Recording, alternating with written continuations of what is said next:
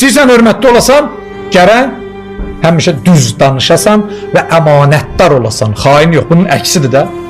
Hədisdə var, buyurur: "Ma ba'asallahu nabiyyan illa bisidqil hadis və adail əmanə." İmam buyurur ki, 124 min peyğəmbəri Allah bu cür seçib. Bu iki xüsusiyyət onlarda olubsa seçib, olmayıbsa seçməyib. Düz danışmaqla əmanətdarlıq.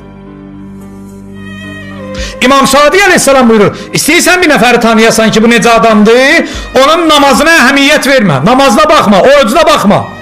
İmam Sadiq ağa deyir, ha. Niyə? Qeydin vurur. Deyir, o bir vərdişə çönə bilər.